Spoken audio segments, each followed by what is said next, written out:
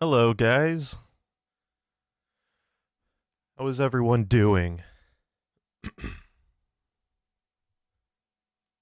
About 5 minutes early, but I like starting a little bit early. I suppose. I allow the waiting screen to go on, and then I wait for all of you beautiful people. All right, poop. Whatever you're about to say about Deleuze, instead just woo way. I have no idea what that means, but all right, man. All right. I'll take your word for it. Crow Cracks, hello. How's it going, my friend? Don't know if I recognize your name in here. If it is your first time, welcome. I am super glad you are here. This is one of my favorite things to do, guys. I love making videos too, and we're working on a video right now. But I really do like streaming. It's so interactive. It is a ton of fun, and I get to talk with you guys. Thus, the interaction, I suppose. But I really enjoy it. I know I probably say that a lot. I think I do. Tell you guys all the time. But this is seriously one of my favorite things to do. I suppose. Not an antisocial person, but because of the pandemic, I haven't been able. I don't spend a lot of time with people other than my immediate family, and it's nice being able to talk to you guys, especially about the subject matter that we talk about. We talk about things that are kind of require a little bit of background knowledge, to say the least, whenever it comes to theory. And it's nice that you guys kind of have that. It's nice not only you guys have background knowledge on this, it's nice that a lot of you probably know so like much more than I do, and that's fucking sick. Not gonna lie. A lot of the let's see, sorry, camera doesn't like to stay in focus. A lot of my friends, I love them to death.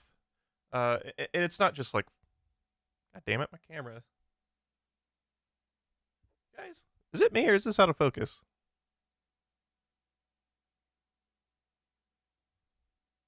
Here, do this, do that. My beautiful hand. Yeah, there we go. There we go. Um,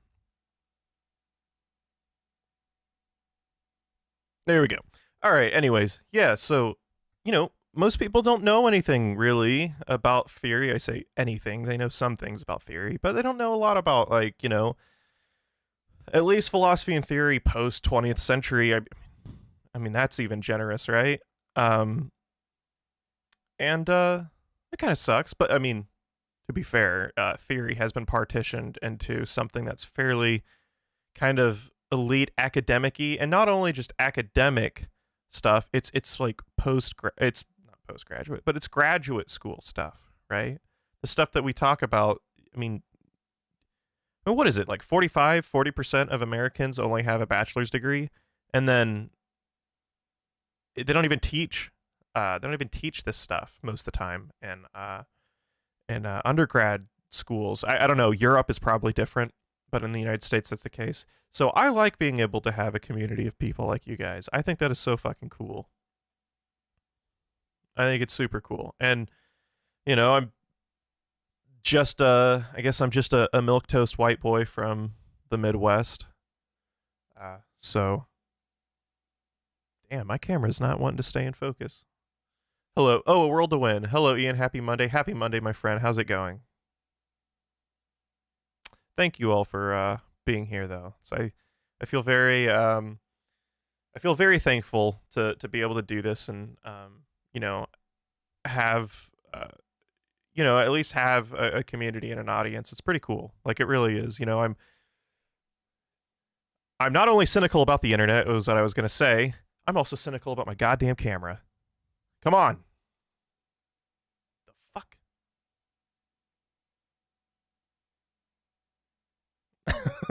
Right.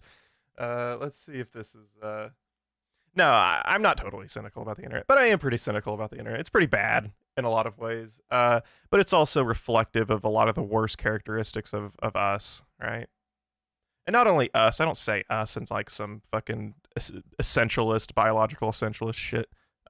This is these are constructions based off our institutions and everything like that. We talk about somewhat controversial things in a very non-cooperative sense. It's very competitive. We talk about how I kind of point out the irony a lot, and it's a sad irony. It's not something that brings me really in any pleasure. I think one of the best things about I think a lot of early Marx and Engels will talk about this is like they have some subtext around like what the core the sort of core meaning. I want to say meaning, I mean that lightly perhaps, of like humanity and our interaction, and it's cooperation. It's not competition. Again, they talk immensely about how in the labor process, capitalism has alienated us in certain respects, and that alienation can come from the division of labor and separating man against man, and it. Beautiful thing about Marx and Engels is they're very discreet and specific about very narrow things, but I don't think they get to they don't go as far enough there, right? It's there are very institutional things about how we interact in that medium, right? Everything is competition, even among leftist spheres of people who are critical about our existing Anglophonic institutions. Yet, regardless, we operate. Our opposition to these kind of institutions exists in the same form of the institutions, that being competition. You are a Marxist-Leninist. I don't like you. You are an anarchist. I don't like you. You read postmodernism. You get the wall. Stuff like that. I hate that. I hate it so much. And that seems to be the ethos of the internet. And then I didn't even get into the aesthetics of the internet, the ideological sort of pandering in certain senses, that sweet jouissance, that sweet meaning you get from these married symbolisms. A world to win. I didn't study critical theory in undergrad, but I got my BS in physics, LMAU. That's sick. I've attempted to read dialectic hard, but a good read. Awesome, yeah. So I have a sort of secret love for physics in the most abstract sense. And I mean that in the most high school sense. Like, I don't know shit about physics, like, really. But I find physics to be something that, of course, a lot of early theorists talked about physics. You know, like a lot of early philosophy is certainly interdisciplinary, more interdisciplinary than today with analytical philosophy, primarily analytical philosophy. But physics, in my mind, seems just such a potential really good avenue for theory that like a really cool I could see like abstractly. I'm not a physicist. You'd probably know way more than me. I could see a lot of potential, like a lot of theoretical potential there, for quantum physics or anything like that with a sort of continental tonality to philosophy. I think that's so cool. My understanding of Marxian notions of human nature is that it is fluid rather than intrinsically selfless or selfish. Sure, yeah, in the way that Randian liberal philosophy tends to put forth, yeah. I think, um, certainly, yeah, there's it especially like, dialectical materialism. A lot of early Marx and Engels, they don't talk a lot about dialectics. It's really interesting. I think they sort of put more emphasis, I've noticed, in their later works on the actual dialectical method. And I think, again, Hegel was the status quo, I suppose, especially in Germany. And that makes sense. But I always get, especially on their commentary on the division of labor, there seems to be a huge subtextual, like, God damn it, our natural state is cooperation. This is what drives history, is interaction. And I don't think that can come from the raw sort of competitive cynicism that we see today. I'm also reading. Oh, this is a wonderful book, guys. Also, I'm really enjoying this much more than I expected. But Deleuze's Spinoza. I think Deleuze. So I've read the Ethics before starting this. I never did read the Ethics. Deleuze is definitely. Granted, I haven't read anything else other than the Ethics. Spinoza has some political commentary and stuff like that.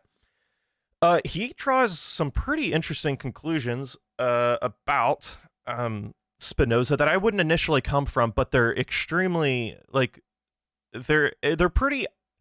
In my mind, Deleuze in this respect and Spinoza, I think the sort of political project, although it's not really a political project, it's more of like some weird new neo-metaphysical project, right? I think this project that Deleuze is trying to put forth, I mean, he talks about this with Nietzsche and Spinoza, but it is one of an actual, like, radical cooperation, right? In my mind, I know that this is some of the most stupid commentary. I know a lot of people say Deleuze is, like, a liberal. I fucking, in my mind, that is the antithesis of liberalism, if you ask me. Not to say that, and again, I clarify all the time, it doesn't mean, like, when people say lib online, it is some just extremely negative thing. I think that's really short-sighted. But one of the definite problems that's posited from liberalism is a sort of environment of raw competition. And in my mind, I think a lot of other oppositional theory to liberalism, Marxism, other forms, it actually doesn't completely get away from that sort of raw competition. And I think the project that Deleuze is sort of bringing forth, and especially the commentary on Spinoza, is one of just like a radical acceptance, but not necessarily in like a stoic sense. It's like a that there is sort of a perfect nature, and that resentment and the sort of weird surface hatred for human beings in an intellectual sense is so ridiculous, and it's so harmful. And it's crazy that Spinoza actually did talk about this at this point. I know Deleuze talks about this a lot. It's why, again, doesn't put forth, trying to find the right words for this.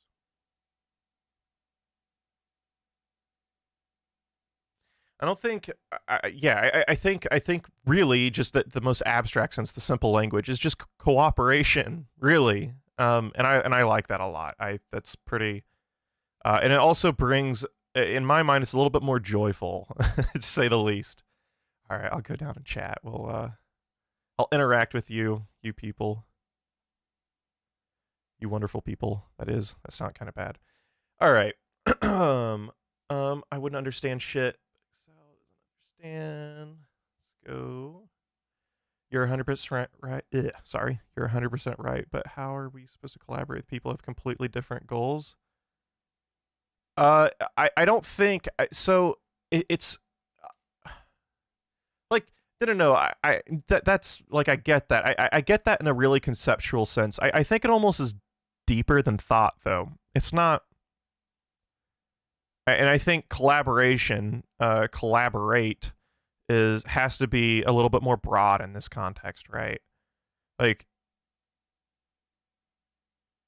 I think really at the core, it's not to say that you shouldn't be opposed to terrible beliefs, but you should absolutely understand them, and you shouldn't deny their humanity. That's another thing, and that happens very quick. But yeah, I mean, you can't. I mean, you can't really collaborate with people, especially like really weird, crazy right wing shit like neo-fascism and ethnostatism. That would be very difficult. But I think it does help to understand a lot of the greater sort of theoretical underpinnings of their thought as to understand it better.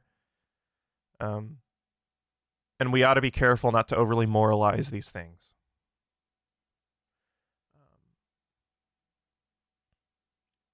I think Zizek has some interesting things to say about quantum mechanics, although I have some criticism of what he calls ontological incompleteness. Interesting. I know actually, Zizek, I'm arguably, out of any theorist, I'm the most well-read on Zizek. I've never heard ontological incompleteness.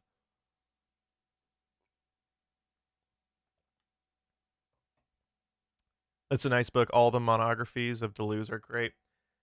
It's really, like, really good. I was a little bit shocked. I figured it would be. I've heard his book on Leibniz. Leibniz. I don't know how to pronounce that dude's name. Is quite difficult. This isn't really too difficult, and he's really, like, again, I read the Ethics, and I tried to get like a concrete understanding of Spinoza in my mind before I went onto this book, and he's drawing some parallels that I didn't initially think of in a really cool sense. You see a lot of Deleuze's sort of sympathies with this book for sure, and they're good, and they're like very. I really like, I'm not. A lot of people have I always tell the joke. Well, it's not really a joke, but it happened a long time ago. We were like 6K subs. So it's like, if you don't cover, I had 2 people message me. I'm not even mad. I think it's the funniest shit ever. They're like, if you don't cover Deleuze, I'm unsubscribing. They both said that. I'm like, holy shit, you guys love Deleuze that much? I get it though. I really like Deleuze the more I learn about him. But I'm really I'm honest about it. I don't know much about Deleuze. I don't know much about Deleuze at all. But the more I do learn about him, I really quite enjoy him. Liberal is so polysemous, especially on the goddamn internet. That seems, yeah, it vaguely. I'm kind of glad that's becoming a little bit more accepted too. I think a lot of people are. I think a lot of people are noticing. I remember when that was just generally accepted, like liberal was just anything bad, and no one really, at least what I saw on the internet, no one really saw the kind of danger or issue with that sort of thinking. Epoch philosophy is a giant ugly. Interesting. Thank you. I appreciate you. Get a real job. Well, all right. He's pronounced suck. It's well, all right, man. We got a mod in here. I don't know if I can keep you in here, dude. I'll put you in timeout if you want to be nice a little bit. Here, I'll actually probably just I'll put user in timeout. Enjoy your timeout. All right. Yes, in the last chapter, in Less Than Nothing, Deleuze on Spinoza. Yep. The basic argument is that since QM formulates that reality is indeterminate. Okay, interesting.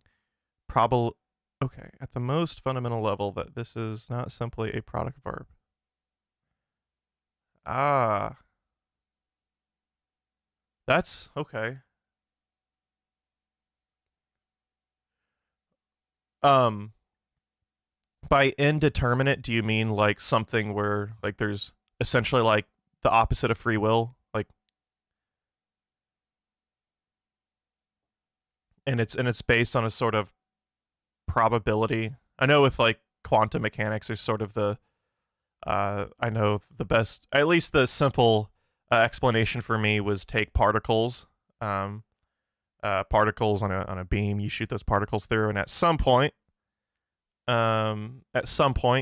those particles will end up on the other side, and people don't exactly know why. I think I don't know. That's my very very minor understanding. I read a book by Ms. I about said Mizugaki, the creator of Dark Souls. No, who's the Japanese theorist or Japanese physicist? He's pretty famous. He's got the white hair, kind of longer. I'm sure you'd know who he is. But I read Hyperspace. Is that what it is? Essentially, a book trying to explain quantum mechanics. I read it, but it was a while ago, and I forgot about it. David, you have many more people appreciate what you're doing. Thank you so much, dude. It's very kind of you. I appreciate that. Yeah, I don't even know how to respond to that. I think it's. I guess I'm flattered that I'm worth their time or something. Okay. All right. So I guess we'll just throw in some background music. Again, I'll just do the weird stuff. We're gonna go back to Peter Bark's ambient singles. Let's do it. All right.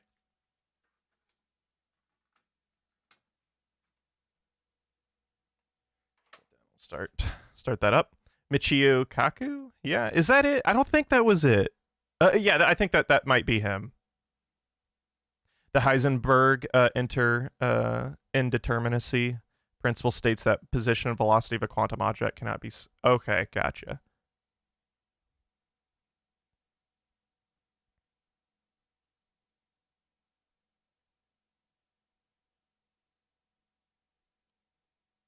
Epoch philosophy has a tiny dick.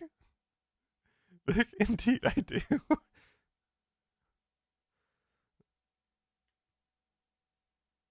There we go. There's no slur. There's no slur in there. I'll let you stay in chat. Epoch philosophy as a tiny dick is totally fine by me.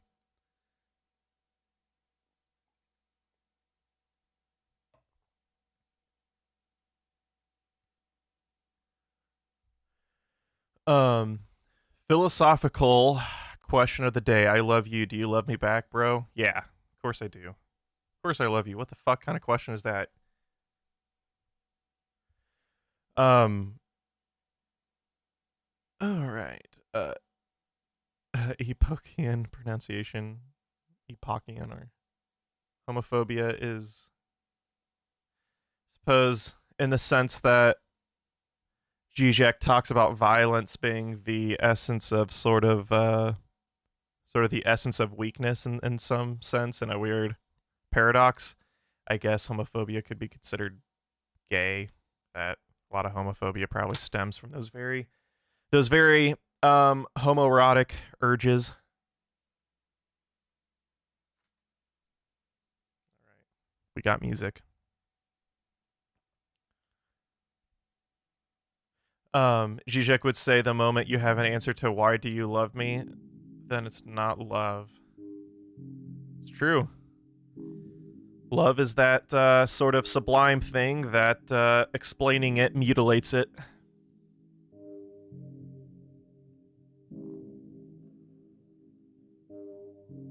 All right, let's see.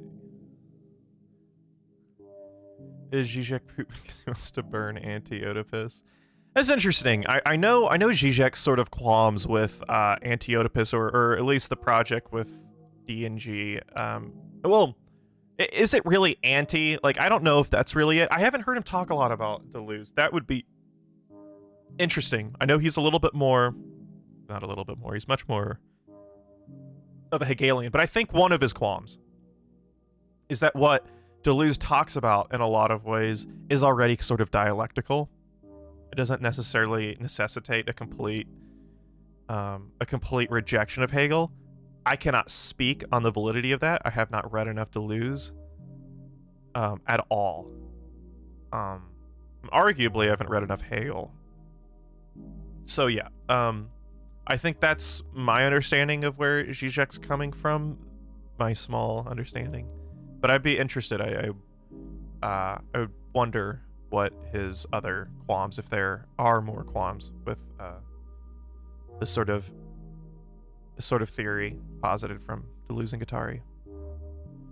I love Zizek's retelling of the Marx Bros joke. May look like an idiot, but don't let that fool you. He really is an idiot. Yeah.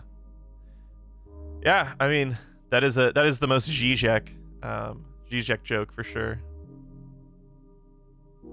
Zizek has severely misread Spinoza, Nietzsche, and Deleuze. He even said Nietzsche is extremely hard for him to read. Interesting. I don't find well, so some of the language depending on the translation with Nietzsche can be a little bit tough. I was surprised. A lot of people talk about how easy Nietzsche is to read. I don't know if that's the correct way to put it. I find Nietzsche, rather than being easy to read, easy to comprehend. And I think that's, in some ways, kind of a really good thing about Nietzsche. Again, Nietzsche is much less epistemological. Rather, he talks about very almost sublime things, such as passion and stuff like that. And of course, his other commentary on nihilism and stuff like that. Despite Nietzsche, in my mind, I find Nietzsche to be a pretty reactionary thinker in some ways, despite him being... Nietzsche is an interesting character, man. He's not reactionary in the sense that there is that he rejects a lot of the newer sort of issues with modernity and stuff like that, but at the same time, I do find a lot of the sort of weird precursors for... especially people like Heidegger. I love Heidegger in so many ways, but Heidegger absolutely was a pretty reactionary thinker, clearly. But, yeah. I think he said he liked Deleuze, but would shoot Guattari. Interesting. All right. Anyone like Habermas or Hannah Arendt? So I haven't read Habermas or Arendt at all. I need to. Zizek reads in German, doesn't he? Probably. In some ways. I know he knows like 4 languages. Dude's crazy. Guys, I'd be a little bit sad. Zizek really is just an absolute gem of a human being in so many ways. Like, I think, in my mind, Zizek sort of is the most raw human being. Like, you guys ever thought about that? Like, I'm gonna be, it's not even like being a fan or like agreeing with everything that he says. Zizek as a person and sort of the ideas that he proposes and the things that he does is so significant in more ways than I think what we think. Like, it kind of makes me sad that he's getting old and he might, he might only have 10 or 15 years left. I don't know. I know it sounds weird, but I know he's got like diabetes and shit. And I hope his health, I hope he stays in good health. I'm going to be pretty sad the day that Zizek is gone from us. We're not able to speak and interact. Really, the dude is just a crazy human being, and I love it.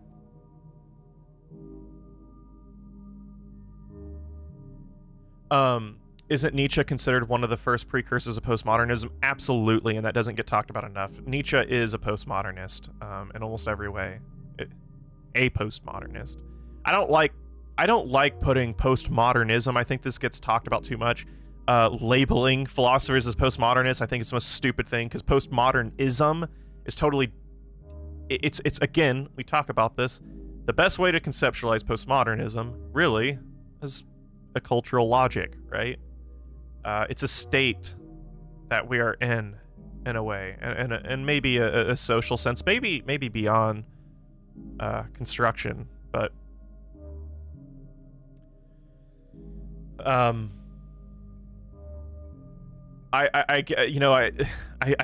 we talk about this a lot. Well, not really, but a little bit with Jordan Peterson's commentary. Stephen Hicks' commentary on postmodernism is the most stupid fucking shit ever. I don't like hearing postmodernism as a positive ideology. It's not. Like, no one's fucking going around being like, we need postmodernism, or, and that's the way they sort of talk about it as. They're like, no, these people are postmodernists and they're threatening Western civilization. What a fucking dumb fuck thing. Postmodernism, in the way they refer to it, is the most Western thing ever. Like, the state of being that we are in, postmodernism, seems to be the absolute result of modernity. It's just modernity on steroids. It's the absolute perfect process for modernity to continue on. Right? And this is the most stupid fucking thing why Stephen Hicks and Jordan Peterson talk about, like, oh, we need to get rid of the postmodernist. It is like, what the fuck, man? If anything, like, you say you want to go back. Like, let's get back away from postmodernism. It's just going to lead to the same postmodern reality that we're in. Again, it's the result. I like Jameson's view. It's the result of late capitalism in some senses.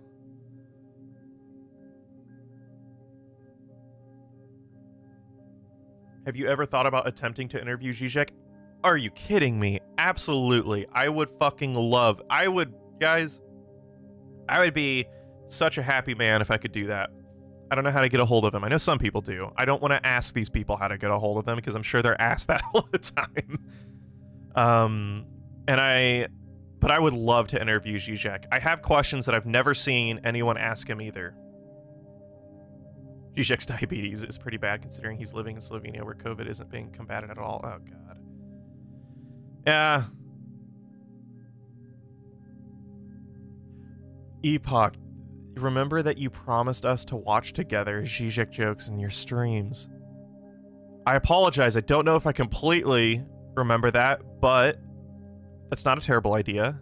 I might have to, you can watch Zizek jokes. For sure. I met Zizek when I was back in college, and honestly, he's great. That's sick. That's so cool. That is so cool. He has heart problems too. That's sad. I think people like Zizek, the really wacky, weird people who actually have constructive modes of thinking, are just, it's just, like, I can't, in my mind, there's something so innately human about that I absolutely love.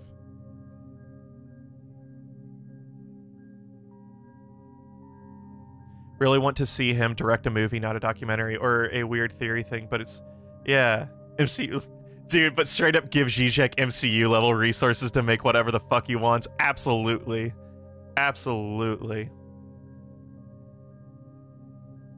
Yeah, it's just repackaged cultural postmodernism, the commentary around it, Bolshevism, conspiracy theory thinking. Absolutely. It really is. And it's hard to try to convince these people that Mao and Lenin didn't win the left-wing sort of hegemony. Like, they didn't win the ideology war within sort of left spheres of thought. Absolutely not. Lenin and Mao lost that, for sure. For better or worse. It's hard, again, not to, one second, I gotta sneeze.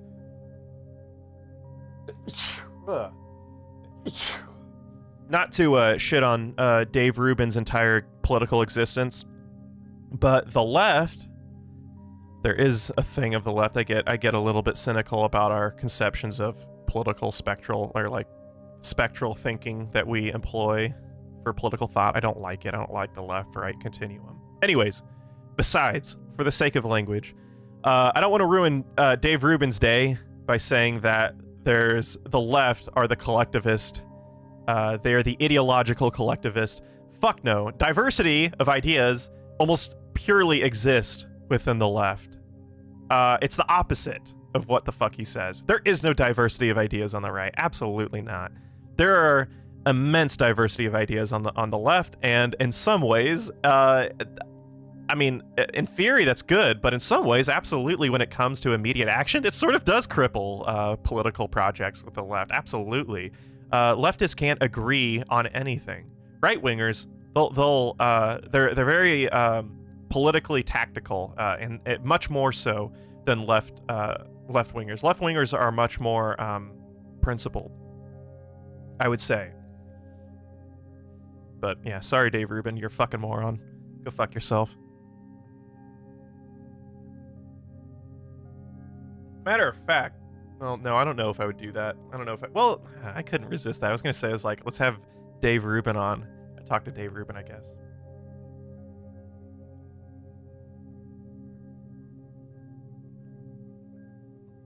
All right.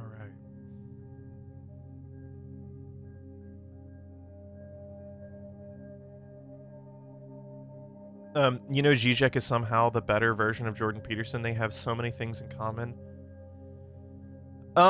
So maybe on the surface, the best thing I could say is he's just fucking infinitely smarter and more well-read than Jordan Peterson. I'm convinced Jordan Peterson hasn't read fucking shit that he talks about. I'm serious. Like, it's actually mind-blowing shit. It is so mind-blowing. Like, I'm serious. I am so fucking convinced every theorist or philosophical thinker that Peterson pulls up, he has never fucking read them. Yeah. I heard Jordan B. Peterson book called Maps of Meaning is a postmodern text by a yeah. Yeah. I've heard many yeah, absolutely. I really, like, I don't think I've ever been as confused or just, like, utterly baffled by a public intellectual more than Jordan Peterson. Like, it's wild to me. It's just so wild. It's so fucking bizarre. Like, everything he says about everything is so wrong. It's just, I don't... like, in a theoretical sense, maybe his commentary... again, I think we've talked about this a little bit, talked about the concept of freedom of speech. I am, for the most part, in favor of freedom of speech. I think there's sort of conceptual problems, right? But nonetheless, though, like, things like that, I suppose, individual liberty, I guess Jordan Peterson would be in favor for. I'm in favor. But when he cites thinkers and other people, it's so fucking insanely wrong and contradictory to what he already says. Like, talking about... He cites Nietzsche all the time, and it's like... I couldn't imagine anyone who would hate Jordan Peterson more than fucking Nietzsche. Nietzsche talks... Like, again, Nietzsche, the quote-unquote... There are no such thing as facts, only interpretations. Nietzsche speaks, I think this is in the Gay Science, I don't know, talks about, like, the fundamentals of language being something artificially constructed and that, like, requires a sort of artistic tonality to it. What the fuck? Like, and you cite Nietzsche, and you talk about, like, gender pronouns and shit should be, like, we shouldn't get away from, like what the fuck, dude? Like, God, you fucking moron. Jesus Christ. Like, Nietzsche would fucking laugh at you, you fucking dumb fuck. Alright, hello, Mr. Epoch. Hey, how's it going, my friend? The JBP versus Zizek debate was like watching a cat half kill a rabbit, and then slow... Yeah, it was. And I think that... Well, in my mind, Zizek really made Jordan Peterson look like a fucking moron. But I think he only made him look like a moron in the sense of people who've actually, again, already read theory and are well-read on the ideas that Zizek was talking about. And then if you're well-read on those ideas, you already know you already know Jordan Peterson's a fucking moron. Or at least he's just very ignorant on the content. Jordan Peterson, intellectually speaking, is not dumb. Like, not at all. But he is so well-read. Like, it's insane. So, yeah, it's an interesting little thing. That's what happens when all you do is eat beef. Yeah. Yeah, I like Zizek's. I think I'm in favor of that. Well, again, too, I don't think any debate... Again, I'm pretty damn cynical about the idea of debate. People aren't cynical about this enough. Debate is really quite useless, and it goes beyond... Well, not completely. But debate is far more... It is less useful than what we think, and it's beyond, like, oh, it just turns into political blood sports. No. That doesn't get at the root, in my mind, of what the problem is with debate. Debate in a sort of maybe semiological way as well, as a sort of symbolic or even linguistically, right? Within language, debate operates as warfare in a way. We think about debate as a sort of tactical conflict, and it's a conflict by definition. That, like, we're at the root of something that's supposed to be, again, maybe I'm a little bit of a radical in this way. I believe in cooperation before competition. Absolutely.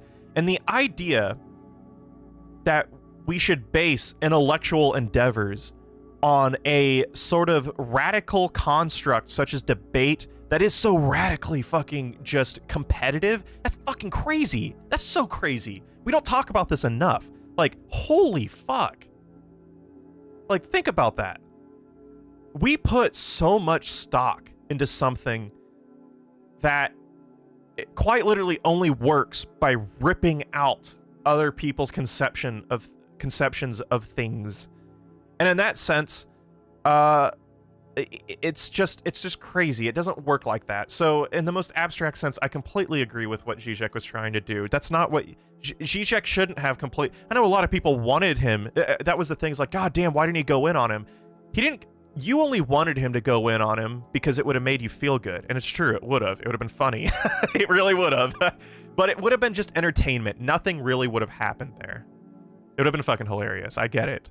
But Zizek did the right thing. And I think a lot of that's how stuff like that should go down, if you ask me. Tracking down Zizek's personal email to ask him to debate Vosh. Oh my god, fucking Vosh. As much as Vosh has sort of a really irritating sort of approach to things that is just like pretty surface, I also do get pretty irritated with the amount of people who bitch about Vosh too. I sort of see this sort of circular and cyclical motion with how Vosh is only as big as he is precisely because people fucking hate him. And I want to break. I hope that we can leave debate streamers behind. I just don't really want to contend with them. I think we talked about it. I would go on Vosh's. I think the last stream we were talking about that. People are like, go on Vosh. I would go on Vosh, but I wouldn't go debate him about anything. I would maybe just try to talk about. Would it turn? I don't know if it would turn into a debate. Probably not. But I would try to at least try to convey to him the problem with his entire platform and what he's trying to do. Again, just the radical, and it goes beyond just Vosh, right? The radical debate brosphere. And there's and he's got such a big platform. And I'll be real. I don't think at least Vosh's audience is disinterested in a more critical outlook on this. So maybe I say this, there's going to be people who just love Vosh because of, again, the same blood sports or that sweet feeling of meaning through debate and crushing your enemies in the battle, the fucking warfare. But I'd like to think that if you could at least try to go on and convey that the problems, the very intrinsic theoretical problems with debate and how it operates in the internet, maybe some of his audience would really, really kind of connect with that, I would hope. Yeah. No, yeah, absolutely. It would never be about Vosh. I don't hate Vosh as like a person. This is another thing too. This is the other thing too. I see a really huge, people moralize a lot of things that happen that are much more structural. And I think at this point, like, debate streamers are more of a structural entity. They're an embedded sort of, again, it ultimately just doesn't help to overly moralize these characters on Twitch. I don't care about Vosh. And in the same sense, I don't care about Vosh as I dislike him. I just don't care about him. And I don't think anyone necessarily should. Maybe. I don't know. It's a working thesis, I guess. Honestly, Peterson was just a more pompous self-help guru. That's exactly what Peterson... Yeah, absolutely.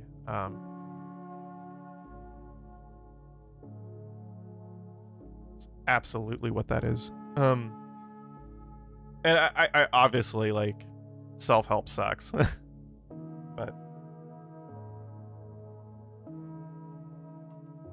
a lot of people talk about, a lot of people talk about how there's some like good things about self-help. I don't know if I can accept that. Like, I have yet to see how self-help. A lot of people are like, no, yeah, there's problems with self-help. It's marketized. It's a sort of radically surface endeavor. But there's some good things that help some people. I'm like, does it really? Like, really? I don't know. I'm a little bit more skeptical about that. I really don't even know if self-help actually helps people. It might give them a sort of band-aid on things, but I don't know. I think there's a kind of toxic, intrinsic to debate culture. There's such an obsession with proving that the other party is smooth brain. Yeah, absolutely. There are absolute undertones with that, for sure. It's terrible, and half the time, and again too, the defense would likely be, well, I don't think that. It doesn't matter what you think. What you do is more important, honestly. I guess I'm a materialist in that sense, but like I don't kind of care in some ways about what you just think. Maybe in some ways I do, but in many ways I don't give a fuck what you think. I give a fuck about what you do and the totality of your actions, right? Like, what's going on here? Like, what is the very environment that you are creating? That's something that I care about. And again, I say the same thing about people who constantly are on the internet talking about Vosh. It's like, yeah, I mean, I get your qualms with him, but also, I don't think we're analyzing this at the full scope. And that full scope of what you're doing is you're actually just sort of, in a weird way, platforming him in some ways. And it's not just him. I'm not trying to do that. You're platforming, you're legitimizing the idea of online debate culture. And I just don't like that. I guess that's a hard thing to escape, though. Then, so how do you talk about the issue with online debate culture? You have to, and that's a contradiction that absolutely exists, and we can talk about that. I don't know. It would be difficult to escape it in some ways, but yeah. Lenny, I'm currently writing a thesis on alternative media and how they are involved in spreading fake news. Awesome. Okay, and how they might have emancipatory potential. What do you think? This is a great question. I have talked about this immensely. All right, I have a little bit of a hot take, guys, and this relates a little bit to your research. I've talked about this. I think some of you guys might not be surprised, or you've already heard this spiel. I think our current approach, to independent media, online media that's supposed to go away from mainstream media, is arguably more harmful. I know. You can burn me at the fucking stake. But how we approach independent media, again, in many ways, is more harmful than how mainstream media does. Again, truly, it is the absolute brainworm, I think just brain dead conception of mainstream media that people just sit in front of their TV and they watch mainstream media and believe everything. That is not the case, and you need to let go of your ego. You're not that much smarter than people for knowing that the mainstream media sucks. You're really not. But what happens, one positive that's starting to escape mainstream media, and again, this is a problem as well, it was owned by like 5 or 6 corporations. You could easily map ideological tendencies within these 3 or 4 channels of news media. You can't do that anymore. So what happens is we are able to sort of predict and map what people may be sympathetic to based on their sort of consumption. And again, too, I don't... Right now, independent media, again, all it does is to... I think independent media, like YouTubers and political content creators, what they are doing is they're just replacing the content of mainstream media or media consumption in general. That's all they're doing. Like that really is all they're doing. They're replacing the content. They're not trying to destroy the sensational form in which media already exist, right? Like, in my mind, that's detrimental. I've got like that. Yeah, the framework is the exact same. It is, there is not a fundamental change on the framework with how independent media is really done, and that is such a massive issue. Well, it's an underlooked issue, rather. Maybe it's not so massive. At least I might think it is, because people think that there's so much emancipation and so much good political truth being dispersed through independent media. It's awakening the masses. Oh my god. Oh my. What a horrible fucking idea. So wrong. So wrong. And I'm so very cynical. There's the one thing about the sheer positivity around independent media. It really is not good. What has also happened through independent media that I dislike, that seems to be kind of innate and something new, is the severe merging of punditry and journalism and commentary. Commentary punditry is not journalism, and we have severely mistaken this. And what happens is we worship journalists for their sort of commentary or view. And again, too, can you completely separate commentary or punditry from journalism? Maybe not. Perhaps not. I think, though, that there are such massive problems with how that happens, and it's problems that is not really talked about. And again, too, Pseudo Alies, if I'm pronouncing that, independent in quotations. You are exactly right. You are 100% right. You are exactly right. Putting independent in quotations is the perfect thing that I talk about. It's not what independent from what. And again, a lot of people will say, well, it's independent from corporate money. Good, that's fine. Like, that's fair. Like, that's certainly in theory good. But really, what does that change? It's like, well, I get to say what I want. Okay, fair enough. You get to say what you want. Is what you're saying necessarily correct? Or is what you are saying, like, helpful? Just because you don't take corporate money, or you don't have sort of you don't have larger businesses having a tight leash on what you say, you think that's necessarily, you think you're necessarily better in that respect? You could be saying all kinds of fucking crazy bullshit. You could be Alex Jones. Like, it's crazy. I think there is this sort of fetish of independent media on the left, and I don't like it. I don't like it. It's so radically uncritical of itself that it's just going to, it falls into a complete pit of political hobbyism and just really weird, constant libidinal affirmation, and it sucks. It really sucks. One of 4 virtues. You say it correctly. Go make a community garden and read a book. You are so right. This is the best thing that we can do, is to, I think, it's not, is it an answer? I don't know. Fuck, I don't know. You're not looking at it right if you're trying to find an answer, but what we should do is just try to move away from it and experiment and get creative. Make a reading group. This is something that I need to do. I just have no time. Once I graduate, guys, once I graduate from college this semester, I promise you, we'll have a reading group and we will all do this. This is the best thing that we can do. Be creative. Do art. Fuck. God damn it, go start a fucking band. Make music. Go, I don't know. Like, those things are far more radical than talking about politics, or at least trying to be a conveyor of truth. God damn it, go build relationships with people. I say this as someone that's sort of, I sit in my apartment, I make videos, I do that a lot. I'd like to think I'm building a relationship with you guys, though. I think that's helpful. I think that's so much more radical than me telling you what is going on and my take on things. Granted, the irony is I am already telling you my take on things, but I would like to say that at least maybe I could inspire sort of forms of creativity.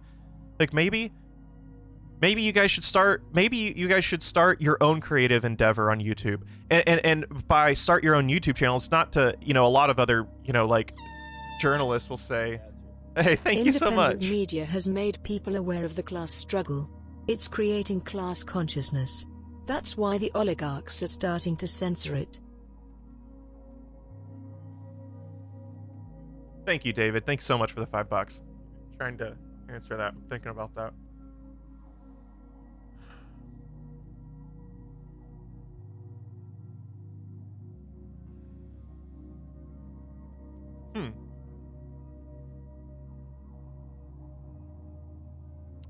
I don't know.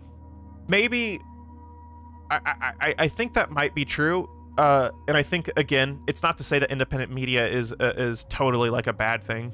It's just rather the contradictions that we were talking about aren't discussed at all. And again, I think that lack of critical thinking around it is a fetish of independent media. But yeah, no, I mean, absolutely. I think that a definite positive of independent media is class consciousness. But I think I really think we should. I think we really should be critical of being overly accepted, perhaps of just the raw importance of class consciousness. Now, not to say that it's not important. It's very important, right? I think relating to a sort of material class basis of yourself is more important than like who you sleep with. And stuff like that, in a Freudian sense, like your sexuality, your stuff like that. I think that is more important, and it's a little bit more accurate, maybe in an objective sense. But yeah, so yeah, sure. I think that, but the process of creating class consciousness there's so much baggage with how we do it on independent media that we got to be careful. Thank you. Someone else finally fucking gets it. I've worked in online media for almost a decade and have seen this development. Yeah, independent media doesn't necessarily. Well, it creates a certain over determinacy of like an overconfidence in some ways. Again, I think. I think the best thing in my mind that we can do is be critically creative. Like, I really think, God, I don't know how this has became lib shit, because I think that these tools, creativity and art, again, one of the most central markings of liberalism in my mind that is harmful. It's not political objectives like individual rights. I don't have it. I think individual rights, for the most part, in a theoretical sense, is very good. I'm a liberal in that respect, maybe. One of the central markings about liberalism, though, that is a little bit harmful is its sort of philosophical dividing line between people, its separation between individual subjects, and I don't like that. Art is something that absolutely it transcends that, and it goes beyond that, I think. And that's not lib shit. In my mind, that's the opposite of lib shit. So again, I think this is sort of a Deleuzian point in some sense. This is why I get really like, what the fuck? What do you mean Deleuze is a liberal? That doesn't make any sense. Liberalism isn't like the refusal to do like complete revolution. That's not an accurate way to describe liberalism. Can you elaborate on that? So I think again, can I elaborate on that? I'll be honest. Not necessarily. I don't know too much about Deleuze. I might be talking out my ass. But essentially, at least with Deleuze, I think that there is a rejection, at least the commentary on sort of how things go on. There's a rejection of the competitive sort of overly separate nature of how we view humans in cooperation, right? A lot of academia is a sort of competitive thing. A lot of learning is a competitive thing.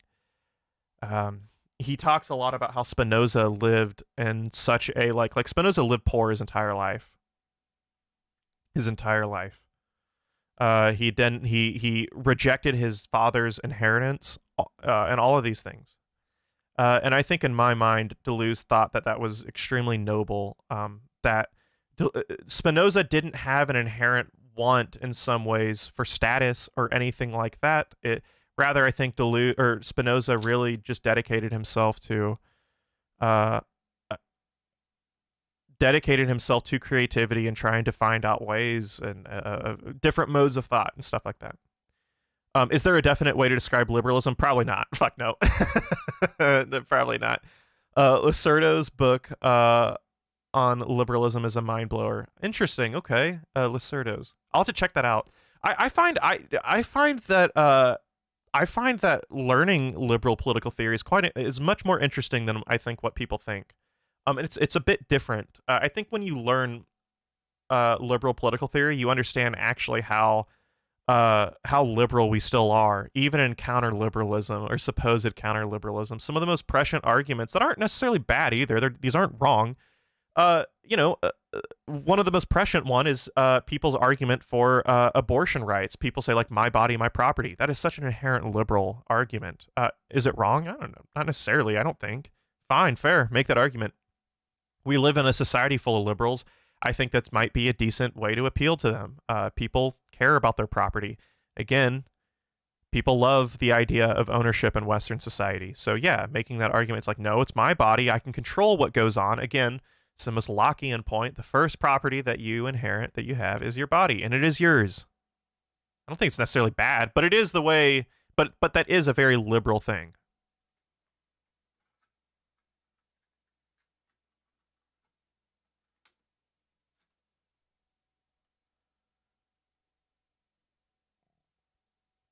Subjects are not property.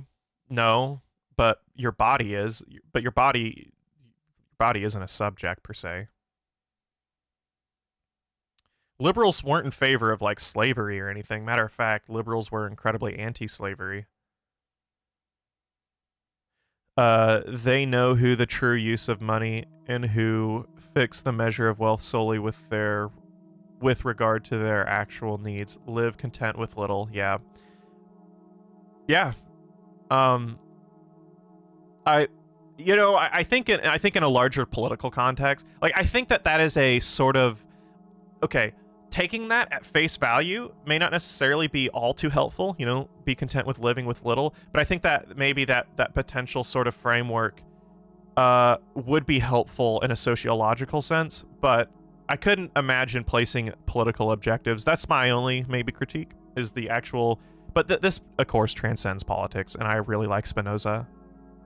I would be wary about putting political, and of course I'm sure you would too, David, or anyone else in here, putting political concessions. No, god damn it, we need little. God damn it, I don't need shit to live. I ignore my materiality. What you have listening there? We have Peter Bark's Ambient Singles Series 1. I run everything through a cassette player because I'm actually doing some renovation on this chalkboard. I did initially put all your beautiful names on here, people who've donated to the stream, and while I would love to continue to do that, having to update it consistently is very tough. Or at least it's just it's taxing. If I can figure out a way, I think I might put an overlay on my stream with donations. People have the highest donation or whatever. David would be leading that pack. David is the most generous man alive. But I think I'm just gonna put like Hauntology Zone. Got a cassette player, whatever. I quite like the idea of hauntology or retro, and an art sort of artistic theoretical sense. I like that. Yeah, I think that's what I'll probably update it as, and that way I don't have to completely erase or update it all the time. It does get a little bit tough, and I'm kind of forgetful sometimes. Not true. Liberals were for slavery. I mean, like, people, I don't know, like, I don't know, like, I kind of confused by that. Like in my mind, like, if you're for slavery, like, that's pretty anti-liberal in a lot of ways. Like, I'll be real. Like, in the most theoretical sense of how liberalism is supposed to operate conceptually, like, that's pretty fucking anti-liberal. I would just maybe consider you not a liberal if you're in favor for that, but I don't know. Liberalism, it's harder to define exactly what that means. It's quite broad, but in my mind, that's at least one thing we can pin down is it is for individual rights and autonomy. Alright, welcome to the Hauntology Zone. Yeah, I figured I was just gonna put that there. I was like, this is Hauntology Zone. I got the fucking cassette player going on. I have some old analog synths. I have a Behringer Neutron, Behringer Model D. I have a MIDI controller. I also have a Yamaha mixer, so I can mix the two synths together. I have two effect pedals. I have the Ventress dual reverb and then the Strymon tape saturation thing. I don't know. I like music, but yeah. So it's a little bit of a this place is a little bit yeah.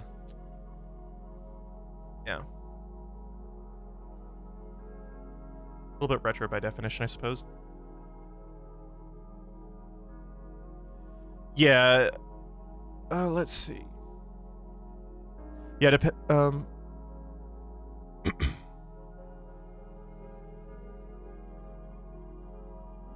so in your opinion, have we reached the liberal modernism, or have we yet to...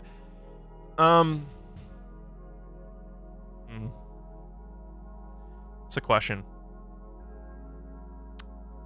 Have we reached? No. Probably not. In some ways, we've gone beyond it, right? And again, I do think that, like, I agree with the conception that... I agree with the idea that, I agree with the analysis that we are in a very postmodern state, and that postmodernism still being very much, like, sort of modernity on steroids. It seems to be the natural process of an ideology and thought and conceptions of radical individuality and stuff like that, I think.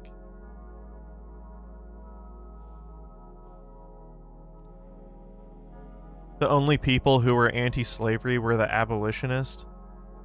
Well, I'm not talking... Were the abolitionists? Well, I mean, abolitionists were, especially in that time, they're pretty adamant liberals. Locke was pro-slavery? What the fuck are you talking about? No. I don't think that's right. Like, I've read the first treatise of government and then the second treatise of government. I guess I haven't read any more of Locke than that, but I don't know. I don't think that's right. Locke and all of his problems, I don't think... Locke explicitly talks about how slavery actually is not... like, in the second treatise of government, he talks explicitly about how that's like, not compatible. That human beings... Okay, I don't know. I don't know. Can you guys explain? Just explain. I don't know about that one. Can I ask, how do materialists deal with the abolition of slavery? How do materialists deal with the abolition of slavery? Well, I think the abolition of slavery, by definition, seems to be a very materialist thing. Oh, yeah, whether Locke was actually he had a hand in the slave trade. Oh, yeah, absolutely. I'm thinking more of, like, Locke's ideology or ideological thought. Yeah, so I guess if I'm thinking about, like, the actual, like, yeah, I suppose, okay, if we expand our definition on slavery, perhaps I can accept that. I think that, like, conceptually, like, what Locke thought seems to be pretty antithetical to slavery, in my mind, at least what I've read.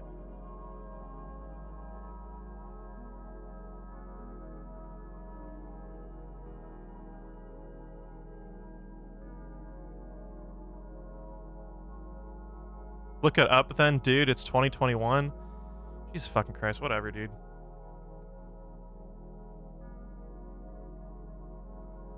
Whatever. That's fine.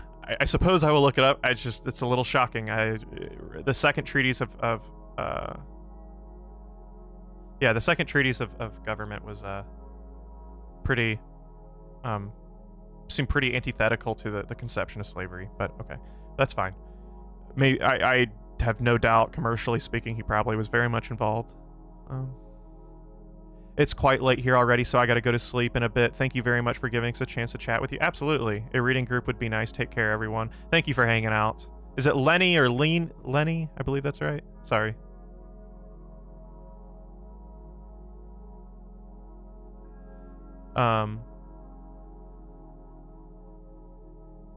Well, sure, and the same could be said for Jefferson, but he, yeah, no, I mean, that's true. Well, but Jefferson had slaves. I don't believe, did Locke have slaves? You looking goofy right now?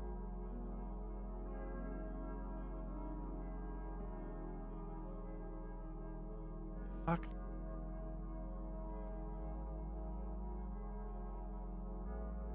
More like Laney. Sorry. I don't mean to mispronounce your name. Context of American liberals were very... Yeah, sure.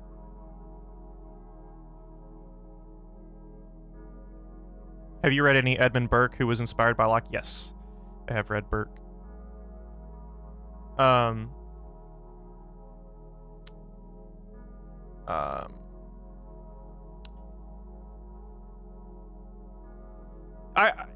like Burke. So again, Burke is one of those people I think that when you try to why people got aggressive today, relax humans, we chillin'. Yeah, I was like, Jesus fuck, man.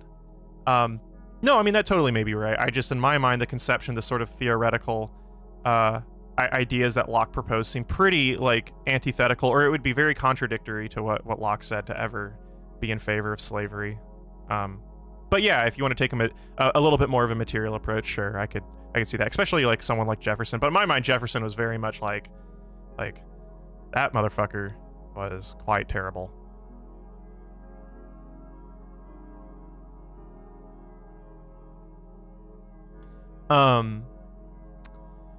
So, all right, yeah, with Burke is one of those dudes that, Burke was one of those dudes that, again, like, you disagree with the sort of like, he ignores clearly a lot of the larger systemic issues. Like, he holds this sort of sublime view of, like, monarchy and stuff like that. Again, he's like the most classic definition of a conservative. Yet at the same time, I think where Burke's actually interesting, and I think why a lot of people, like, should potentially contend with what he thinks about, is he does talk about, like, the sublime. He has some really interesting writings and idea on the sublime that, like, he talks about how, like, value on things can't be quantified in some way, or even in some sense, like, qualified. Like, there are some things that are just intrinsically, like, again, his view on the French Revolution, there was something intrinsically wrong. Maybe this is like for hardcore analytical or like ethicist, you know, there was like, maybe he had like virtue morality, like, by definition beheading the monarchy is just, it's just not good. We can't be doing that. And that it's not even like a slippery slope, like we run the risk. It's more like there's still like an innateness to, and I think some people are cynical on this. I didn't get this from Burke. Some people are like, oh yeah, he said there's something so innate about, like, so beautiful about, like, monarchy. These are divine beings. I didn't get that. I got more or less, like, he talks about people as being a little bit divine. And you got to think, from when he's writing this, we've never seen anything like the French Revolution, and a ton of violence happened. And that's pretty shocking, man. Like, that's a shocking thing. I don't think we completely think about that. We tend to brush over violence very quickly. I think that is Burke's sort of subliminal subtextual points that he makes that are interesting. But yeah, I'm not like the biggest Burke fan, but I do think Burke as a conservative theorist is interesting.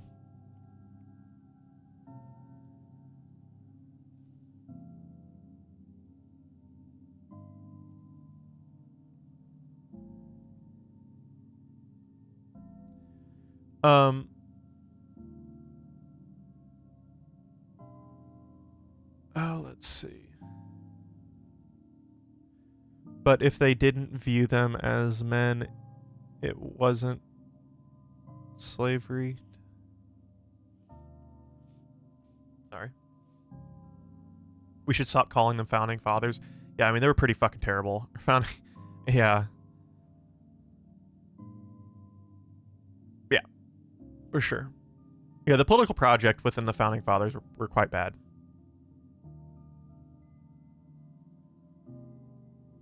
Wasn't one of his criticisms of the French Revolution their persecution of the Catholic Church? I think that, yeah, if I'm remembering correctly, I think that's right.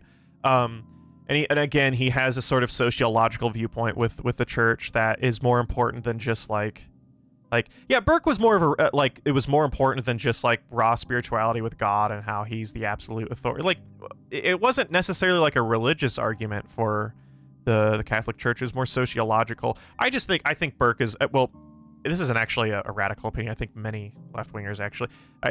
Burke was just a little bit more of a rigorous thinker than what people would initially, like, if you were to describe Burke to someone, you'd be like, oh, that dude's probably a fucking moron or whatever. Nah, Burke wasn't too stupid.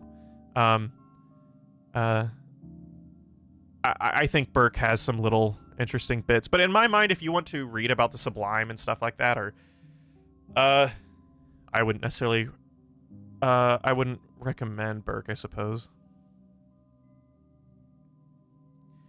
Rue Godzilla, I'm not a troll. Yeah, let's not call people goofy, dude. I may be goofy, but just don't tell me that. I'm sensitive. All right, Ian, great discussion, great stream. Have a great week. I gotta get going. Thank you so much for being here, my friend. I will see you later, Melody. Okay, wait, I Googled it. He actually supported Catholic emancipation. Yeah, Burke's an interesting dude. I've been here since your MLK drop. No, I appreciate it, man. Just like, Jesus fuck. I'm sure you were joking, but... I think saying that I'm looking goofy for trying to take Locke's thought in probably the most positive sense. Again, I don't believe in completely bastardizing people's beliefs. Like, I really don't. Like, I don't think that we should just completely take them at their absolute worst ideas of things. But, like, if we're going to take Locke in an idealistic sense, Locke is anti-slavery. Like in his very ideology, right? But people contradict that all the time, right? Like, clearly Jefferson was against slavery on paper, but he wasn't. But like that's a bit different. Like, Locke didn't own slaves. He was caught up in, I'm sure there was some financial things going on there. This isn't a defense of that necessarily, but it's certainly there's a big difference, especially we're a world that was at that point very much embedded at that point in sort of slave trade or slave economics. I just don't think like it's fair. Like, in my no, it's okay. No, it's okay. I think with Locke, I wouldn't be the person. Like, if you read Locke, like, again, a lot of people. Okay, so this isn't the same thing that we're talking about, but a lot of people talk about Locke in the most bastardized sense. It's stupid. It's pure fucking. It's dumb. Like, whether for better or worse, people, especially a lot of left-wingers, well, I say left-wingers, just really people who don't read Locke don't actually a lot of the times understand exactly what he was saying, and it's not good enough to put a more like a completely moralized like Locke as a person. I don't.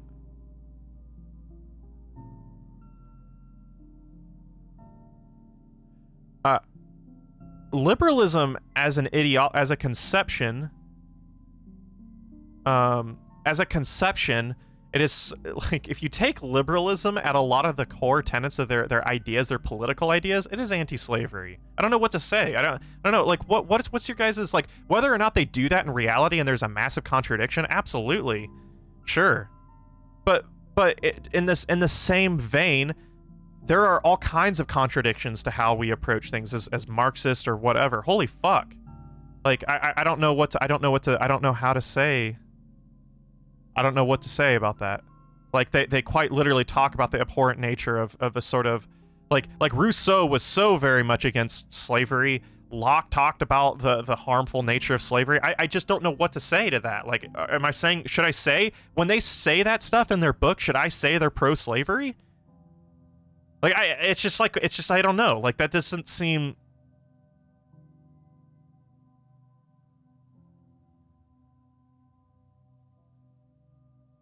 Philosophy of emancipation? What are you talking about? I'm not saying that liberalism is a philosophy of emancipation. What the fuck's going on here? I don't know what the fuck. I'm simply trying to say that I would just rather prefer and take their sort of what they put in their book and base that off of sort of their thought. Now, of course, we can't ignore all materiality. If you own slaves like Jefferson, probably kind of in favor of slavery, but that seems to be a pretty big contradiction to what he wrote, right? I think Locke being financially tied to slavery, while being quite terrible, isn't quite the same thing. Epoch philosophy has revealed his inner liberal. I'd be a little bit touched if that happened. I'd be a little bit proud. I'm like, guys, I made it. I'm getting taken out of context on Twitter.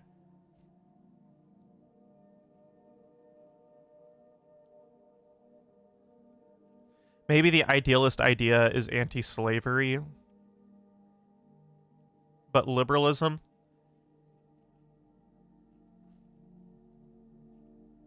maybe the idealist idea is anti-slavery, but liberalism doesn't exist in a metaphysical... But liberalism isn't necessarily an economic system.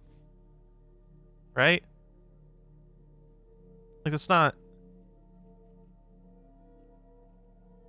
Like, it's not, like, people say liberalism is capitalism. That's not true. Like, that in my mind is so... Epoch's first cancellation. They grow so fast. What is socialism other than the logical conclusion to liberalism? This is, again, I talk about this a lot. There is a complete bastardization of liberalism among sort of the online spheres of thought. It's not to say, like, goddamn liberalism has so many fucking issues. I wouldn't consider myself a liberal, I don't think. But and what I consider myself is fucking irrelevant, first off. But regardless, I don't think people understand, like, a lot of what, like, liberalism sought out to. It's not some, like, fucking heinous fucking, like, oppressive capitalist fucking ideology. It's not really, like, liberalism is so much more broad than that. When is the next video dropping? Oh god, that's it, guys. This is the longest I've ever taken to make a video. I apologize. I'm sorry. I am trying really hard to do. I'm also super busy with school. Typically, I like to get out 2 videos a month. It's been like a month and I haven't put out a video. That does not happen to me very often. But my videos take forever to fucking make. This one was especially hard because I had to be really creative with it. The script. This video isn't about a text. I'm making a video about, like, happiness. Happiness and postmodernism and stuff. A little bit of my commentary around that, around psychoanalysis and stuff like that. And I had to get really creative, and it required a lot more brain power than just translating a book. Oddly enough, translating a book in its totality is hard, but it's like something about, like, essay videos that I don't typically make those. It's harder for me. Anyways, it's taken a while, but I am in the editing process. All recording is done. Scripting obviously done. All the dialogue's out, and I am in the editing process. It's gonna be about a 25-minute video. I'm 4 minutes into the edit, so.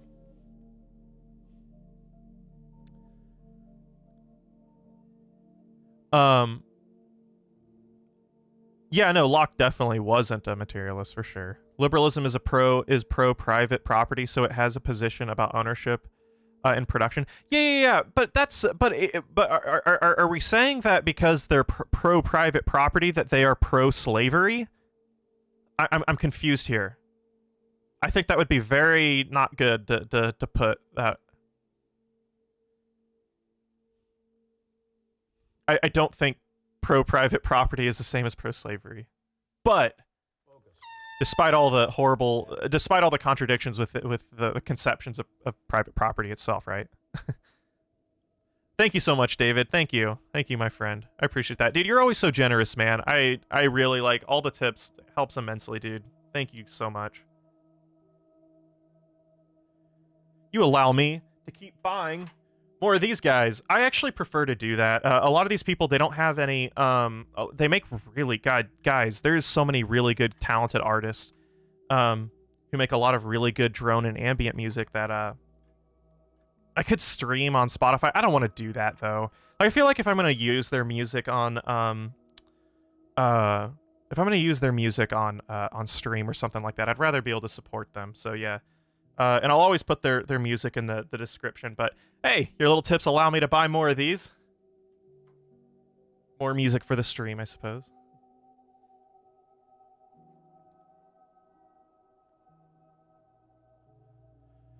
But no, liberalism is when it's bad things. Fascism is when it's worse things, and socialism is when it's good things. That's right.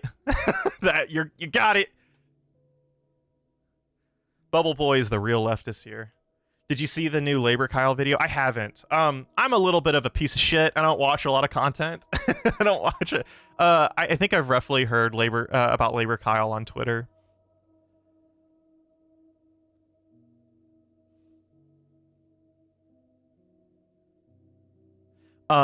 Dunning, I'm going back up the chat. Doesn't a line need to be drawn between Locke's thoughts as liberalism and liberalism as an ideology? Yeah, sure.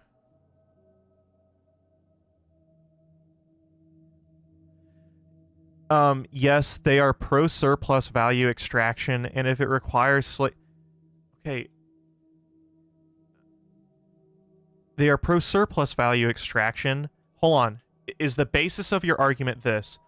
They are in favor of property and surplus value extraction, and if that requires... Like, you can be in favor... And this obviously doesn't happen in reality. Clearly, in capitalist system, it absolutely...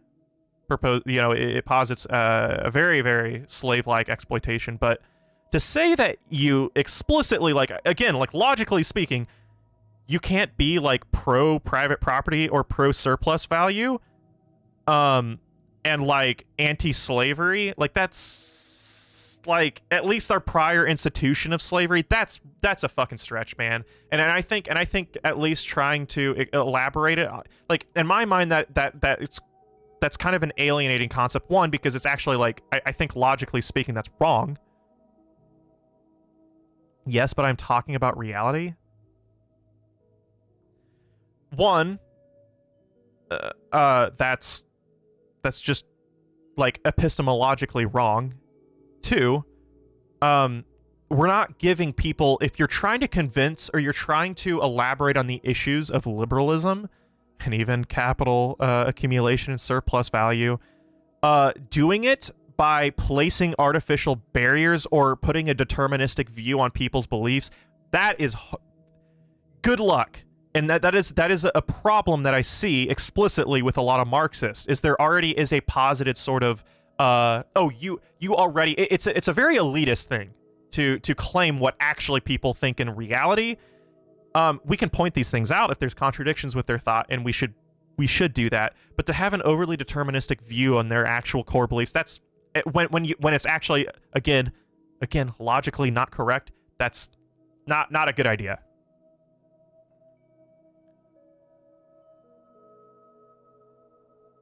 Yeah, exploitation is not necessarily slavery. A lot of it is. And then further, slavery is probably a broad definition. The institution of slavery that we saw in the past is slavery, absolutely. Is like what we see with, like, Amazon and, like, a sort of forceful, a sort of reality where you have to sell your labor power to a capitalist slavery. Sure, we could probably qualify that as slavery, but it's different types of, again, it's not the same thing. It's just not. To simply try to lump two things together when they are actually they are definitely different is not good. It's not good to do that. We need to be very explicit with our language. This is one of the problems I find, especially with, like, sort of a lot of online discourse, is it doesn't get at specifics like that.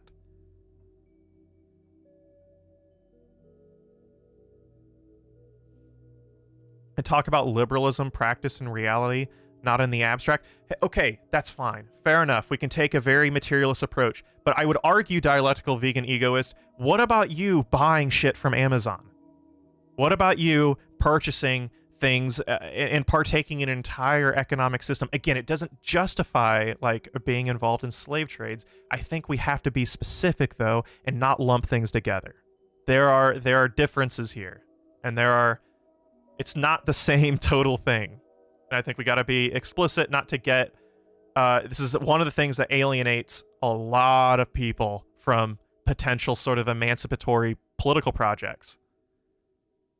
You too partake in a horrid fucking system of exploitation in reality, in a material sense. That doesn't mean you are pro-exploitation.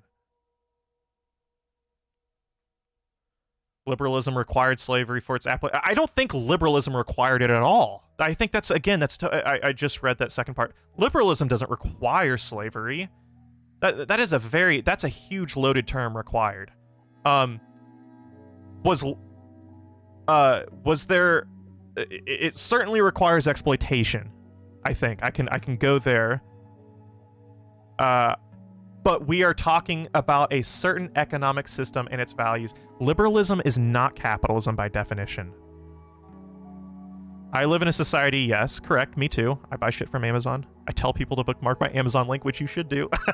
If you don't buy from Amazon, don't fucking do it, goddammit. Do not buy from Amazon because I tell you to. But if you're like me, and you're a piece of shit, and you do, they're like, I can't avoid not using Amazon. It's almost impossible. Hey, consider bookmarking my link.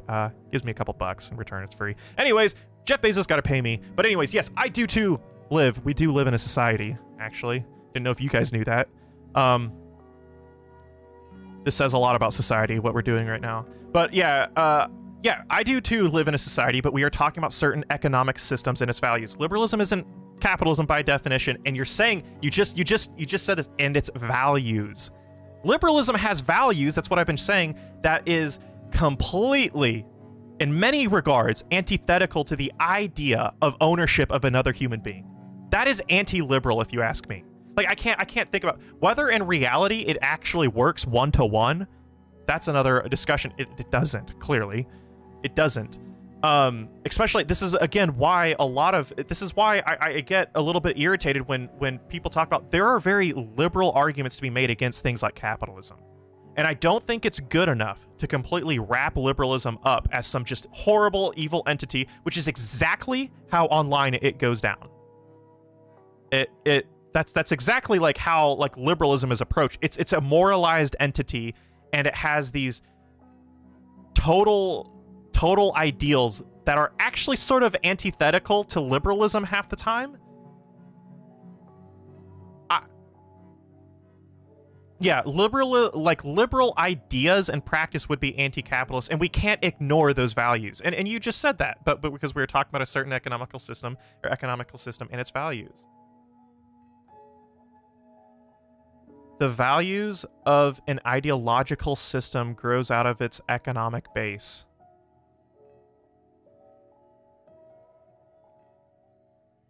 Yeah. I'm confused. Yeah, I mean, that's a very Marxist point, sure. But that's not, I mean, but dude, but also too, think about what you're saying here. Think about what you're saying. I could make the very argument that, okay, this is why I don't, again, this is why we have to be specific and we have to be careful with our thought. If I want to make the argument that certain values are 100% posited from economic systems, this is a Marxist argument, true, but it doesn't mean it's 100% correct. I can make the very argument that a lot of the horrid sort of, a lot of the shit that has happened in all kinds of different societies that were bad,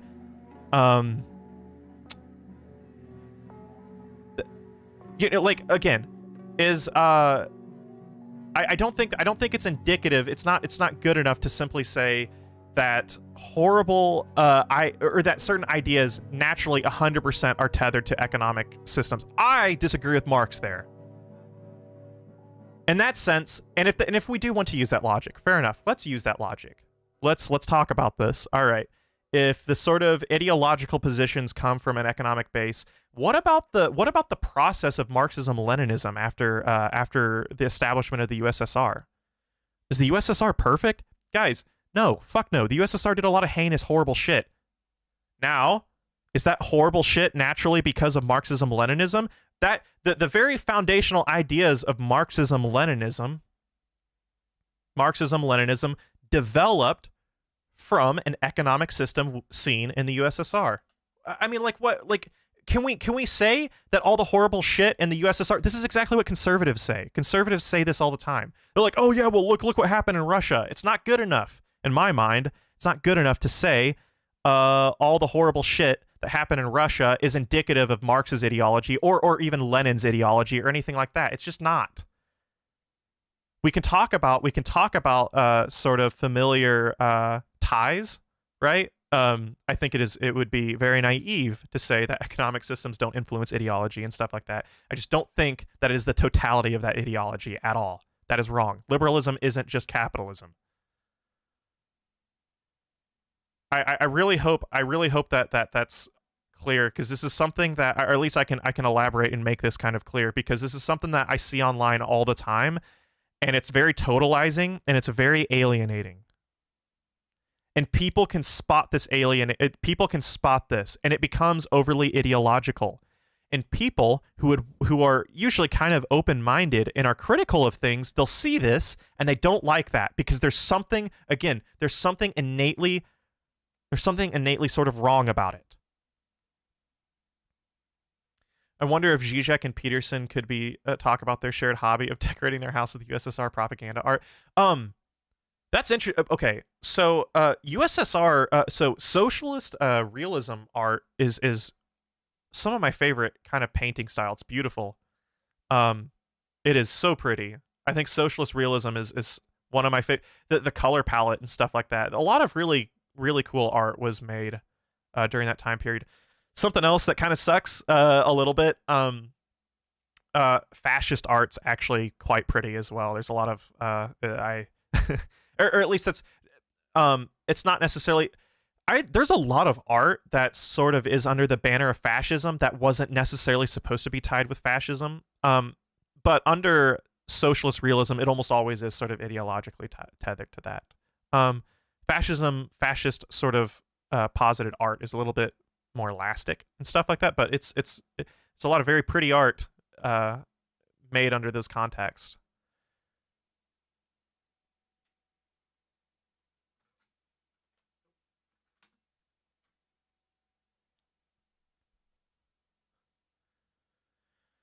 Both Zizek have they have, oh god, my camera out of focus. I wish I could I don't know how if I can fix that. It's always been a problem with this camera, and it's hard to like, yeah. Hugo Boss makes good clothes. Yeah, being ideological. Yeah, I think being totalizing with your ideological thought absolutely distances you from critical thought. And also people who, at least, even though they may not follow it, because we are human beings, we contradict ourselves, but even people who do see the value in critical thought, we alienate them really quick by being totalizing with our approaches to things. There's a lot of nuance that often happens, and I definitely disagree with the idea that the totality of ideology is just the result of an economic system. I don't think that. There's so much more to that. And I don't even know if Marx and Engels probably thought that. I'd be kind of shocked if, yeah. I'd be a little shocked, because that does seem that's a pretty simplistic. This is the same thing that I say about history, dialectical or historical materialism. That people think that all Marx and Engels commentary on history is just class conflict. That's not it. That is just a sort of, in my mind, that is not the only thing in history. What the fuck are you talking about? There's so much more to history than that, but that is a universal of history, is class conflict. That's just a universal. It's a baseline. I can say, and I can respect that approach to economic tethering of ideological tetherings to economic systems. I respect it. It's a universal that these systems will influence ideology, but it's not to say that ideology is just these economic systems or just the consequence per se. It's a lot more than just materiality in the world. In my mind, that is very vulgar materialism. Futurism, absolutely. Futurism was a fascist aesthetic. I think futurism is it's very beautiful art in a lot of ways. Yeah. I actually read an interesting book recently on early Soviet avant-garde. Oh yeah, Taylorism and Charlie. Interesting. All right. Um. Why was Hitler so opposed to Marxism? I I can't exactly answer that. That is something I had a guy on stream. I need to get around to reading more fascist literature. A lot of early fascism does come from a sort of position of materialism. A lot of fascists were material in their approach. There's a lot of early fascists that I was talking to this guy. I think he's read the entire fascist canon. He thinks he's a linguistics dude, but he was talking about it. There was a lot of influence of Marx with a lot of very, very early fascist thinkers. But yeah, where that went away, I'm not exactly sure. I couldn't answer that. Don't know enough. I do need to read a little bit more into actual concrete fascist literature to understand it. What influences ideology then besides the economical base? Oh my god, dude. I mean, like, so they're like all kinds of things. Just because there's a baseline that just because there's the one universal marking of ideology comes from it is influenced by economics doesn't mean other things don't influence it. That is in my mind vulgar materialism. It is a rejection of all other forms of influence other than pure materiality. In my mind, that is just so untrue. And I even think that you can make a very cause and effect argument against that. In my mind, cause and effect on its own as a binary is insufficient. It's kind of like saying, look, it ignores a processual relationship with things. Look, we can look at it from cause and effect. Look, the effect of postmodernism, or the cause of postmodernism, this weird cultural logic we are in, is late capitalism. But what we do there is we ignore the simultaneous influence, that being how postmodernism will also referent back to capitalism, and then vice versa. And there's an influencing factor. And in my mind, this is exactly where, in the abstract, we get to why materialism isn't the end-all be-all. The dialectic of materialism starts from consciousness is developed from the ground. You then get to consciousness, and consciousness also, it affects the materiality around us. It affects the materiality around us. I don't think this is a crazy concept.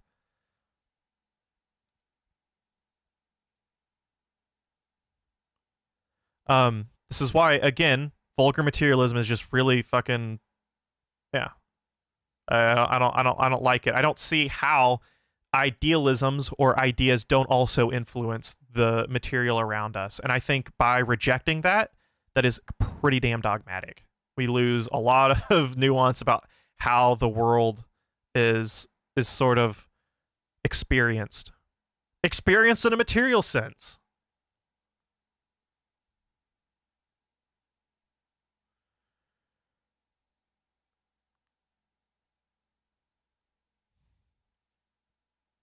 Then you shouldn't call yourself a Marxist, Epoch.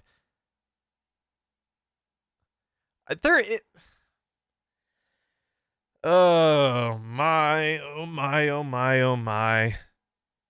Oh, okay. All right. I do not contend with the sort of constraint, like the fuck it.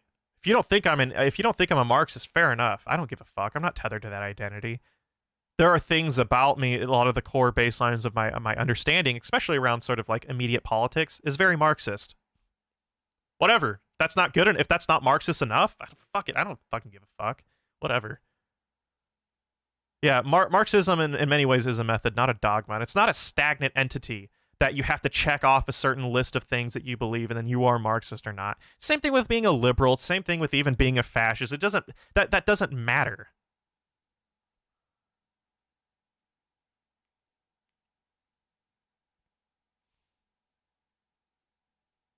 There you go. You are an Epochian. That works. Works with me. I don't think about things as if I am this or that. I don't.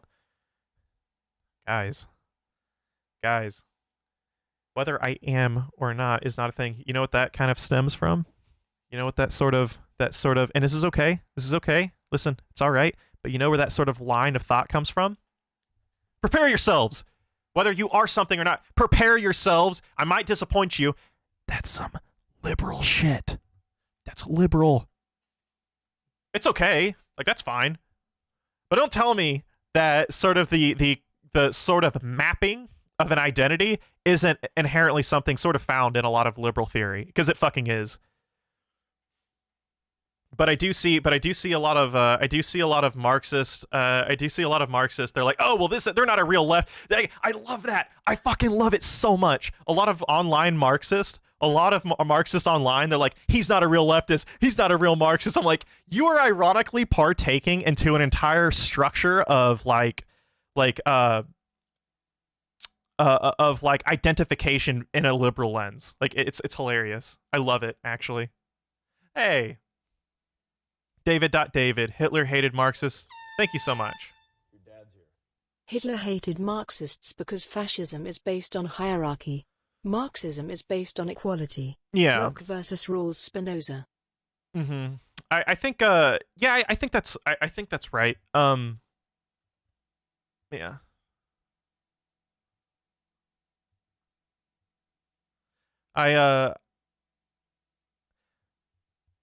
I know I was talking to, again, I try not to speak on fascism too much. This is where I, like most people, I haven't really contended with the text at hand. But I think I trust the guy enough to know. I think it was really interesting, guys. You can actually watch the stream. A really, really nice dude. I think is a linguistics PhD student, but he used to be an ex-fascist. He was a very adamant fascist, and then I think he considers himself more in the line with sort of a post-identitarian, like leftist or whatever. But I think he's enjoyed a lot of Marxist theory and a lot of other more progressive or sort of 20th century theory, like sort of post-structural or like whatever theory. And he did tell me, he was talking about a lot of the process of fascism. Fascism, in a lot of ways, is actually it's very much affected by a lot of concrete Marxist sort of theory. So when we think about it, we're like, oh my god, Nazbols are the most confusing thing. In my mind, they still kind of are. It's still so odd. But he was trying to explain to me it's not necessarily as odd as what you'd think. Like, it makes sense that there is a new foundational sort of like Bolshevikism and fascism sort of merging there. A lot of early fascism was inherently revolutionary, and they used the same analysis for their sort of revolutionary action in a materialist lens, sort of positive for Marx and Engels. And class conflict. They see things through a class lens, according to him, but those class lenses are wildly different. They are much more specific and rigorous. So I think he was trying to explain to me they have like 5 different class bases or something like that, but there's like 2.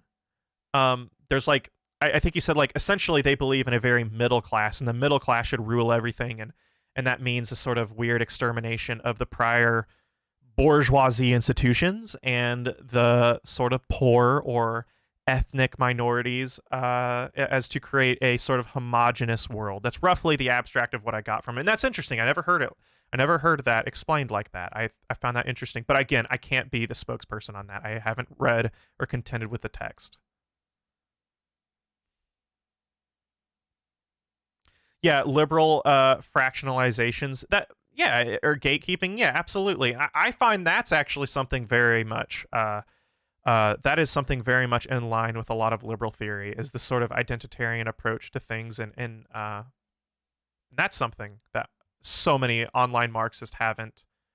I don't think they've realized that there's a massive contradiction. I think some of the biggest liberals online are Marxists in many ways. Yeah, again, vegan profit. I think this is, again, this is kind of where I think I'm there too. I think most people aren't fascist, Marxist, or anything else. They are just living. You are part of a process. There is no totalizing, stagnant thing that you are. And I think it's really unhelpful to. So, and I think when you go to identity, it becomes it's very easy to fall under an aesthetic endeavor. Even if you try to map what you are, it still becomes something aesthetic. and it ignores. It's a very in my mind, sort of an undialectical or unprocessual way of looking at the self. And in my mind, again, that's sort of a liberal thing that reminds me of, again, Lockean metaphysics, something that is intrinsically separate, stagnant, and separate from other things. Again, that is a very liberal thing, for better or worse. I'm not making a value judgment. I don't make too many value judgments on liberalism or Marxism or anything like that, because sometimes we don't get at the root of it, and it can. But yeah, I'm not a big fan of Lockean metaphysics. I got to be honest. I'm not a big proponent of it. But yeah, a lot of it Coke leftist versus Pepsi leftist. You're right. Yeah, I mean, I don't think Marx. Well, like, and again, it depends on what you mean by egalitarian. I still see Marx as someone that's definitely interested in equality for sure. I do. I 100%. I think we would be wrong to ignore that. I don't think now what that equality goes to, or where there's a line, that's debatable, but I think we'd be extremely wrong to say that Marx and Lenin were, or sorry, well, and Lenin, in some ways, Marx and Engels weren't interested in a much more equal system. Egalitarianism is anti-Marxist. I don't think that at all. I don't think that.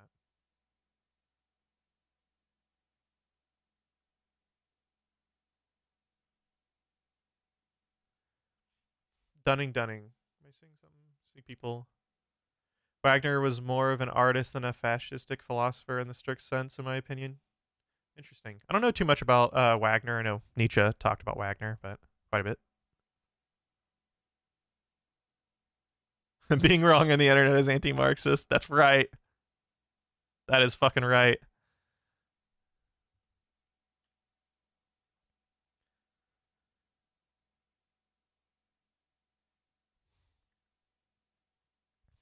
In a cease and desist letter to his sister's boyfriend from plagiarizing his name on their writing, Nietzsche said anti-Semites are aborted fetuses. That's interesting.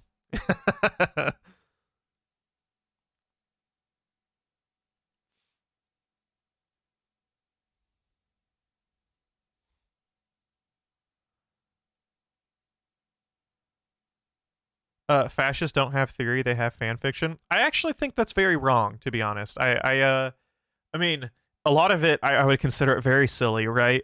But I think fascism, like a lot of early fascism, was actually very theoretically rigorous in a lot of ways. It was definitely a. I think sometimes we don't get at the root of a lot of what fascism talks about. But yeah, fascism I think has a lot of very, like, some of the biggest academics guys in the early 20th century were fascists. And that sort of philosophy or viewpoint was definitely based off of prior theoretical frameworks.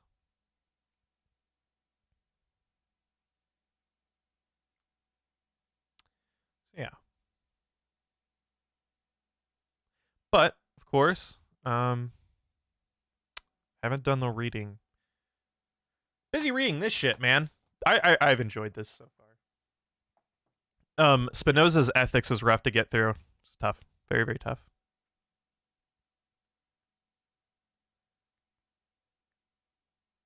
I think of Wagner because that sort of romantic identity is very tied. Yeah, like I think a sort of mystical sort of collective identity is something sort of posited from fascism. Yeah, I would say. Second generation of German Romanticism can be seen as proto-fascist. Yeah, that makes sense. That makes perfect sense to me. All right, guys. So I think that is it. Again, I gotta, like, really, I'm looking back at here. I think I'm gonna wrap the stream up. It was a ton of fun, as always. This is like probably one of my favorite things to do is hang out with you guys. But I got it. Seriously, like, massive shout out to David. David, seriously, dude, thank you so much. You're always so generous. And it helps. It helps so much. But I think I'm gonna wrap it up. I'll be back soon. I think I'm going to try to get. I'm gonna get Eric and Victor from the Pill Pod on soon. I think we're gonna talk about. I'm communicating with them. Eric's doing, I believe he does research on semiotics. Victor is a political theorist, and I'm curious to see maybe some overlap in what they might think. I probably won't be doing a lot of talking on that stream, but I'm very interested to see how we can maybe like how we can view political theory and semiotics together, and what some of the implications may be, or maybe the history of that in general, as they both sort of have focuses and sort of an academic focus in those fields. But I'm looking forward to that. I don't know when that'll get set up, but yeah, of course, I'll be back to stream in a little bit. Don't know exactly when, but yeah. Appreciate all you guys so much, seriously. As always, I always give the same shout out, guys. I couldn't do any of this without patrons. I have a lot of perks. You get all of these in VOD form if you ever want to go back and watch. I have exclusive content. I let you vote on certain specific videos that'll come out in the future. I have some editing tutorials if you guys are interested in that. Stuff like that. Hopefully I can give back enough, but I definitely couldn't do this. YouTube doesn't pay shit. Couldn't do it without anyone on Patreon or the YouTube join section, so consider doing that. If the value of this eclipses a couple bucks a month, yeah, I don't know. Maybe if you feel like pledging a couple dollars a month keeps all of this alive, and I'd appreciate it immensely. Other than that, of course, I have the Amazon affiliate link for people who do purchase on there. Feel free to bookmark it. Just yeah, don't shop on Amazon because of me, but if you do, like me, yeah, consider doing that. It's free, and if anything, they have to give me money. What's up on Vosh? Or yeah, I would like to talk to Vosh. I still need to email him, guys. I'll actually email him. I'll do it. I think he's got a huge audience, huge platform. Hopefully we can talk about sort of the theoretical underpinnings of like debate, stuff like that. Talk about some of the harmful nature of it and why we might want to get away from it.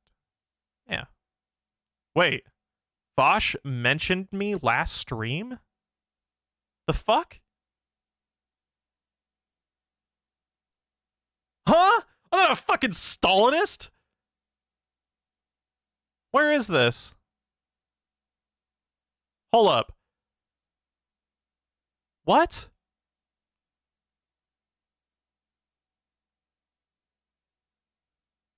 What?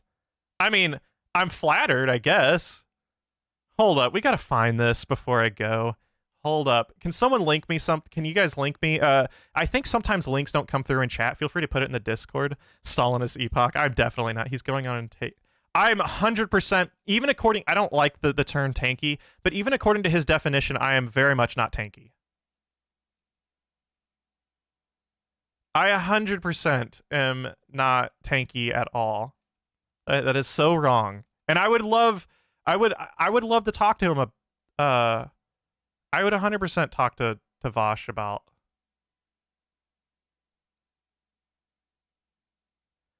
What the fuck? And I mean, like, again, too, a lot of people will say this about me. I'm hardly a Marxist. I still consider myself a Marxist, but I'm definitely, like, I wouldn't consider myself a Marxist in a classical sense. But I do need to see this, too. The fuck? Please, someone help me. I want to see what he said. He called me a Stalinist? The fuck? What the fuck, man? Do I have a Stalinist aesthetic to my channel, too? I wouldn't think so. I make videos about, like, fucking Baudrillard and, like, fucking, goddamn, what?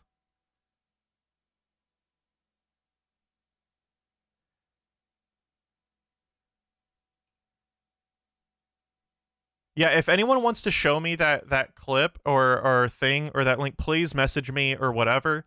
Maybe I could use that. I would like to, again, I don't want to go on to Vosh to shit on him. I don't want to moralize individual streamers. Rather, I can talk about the framework in which he operates in, the very sort of debate bro sphere. That's not the point. And my point isn't to debate him at all. It's the last thing. What? People on his emails?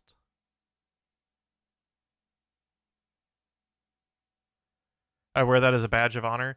I guess. I guess. I mean, that's just really wrong. I'm surprised. I actually am a little bit surprised he would think that, but I guess he's been so disillusioned with a lot of how, like, quote unquote online tankies operate. And I'll be fair, I 100% sympathize and get where he's coming from, because it's quite terrible at times. I get it. Yeah. But I'm definitely, guys, I'm not a Marxist Leninist. I'm not a what the fuck, man? Okay. Well, anyways, I'll email him myself if anyone wants to send me the link. Anyone wants to send me the link, I would like to see it, I guess. Sorry, Epoch. One of your videos has red and yellow on it. Yikes, USSR. That's funny as fuck. He was on Twitch with it. Well, if his idea, I don't know, maybe he's doing that. I don't know. If his idea is to stir up stuff, like, I don't get mad at stuff like that. I just don't, like, that's not.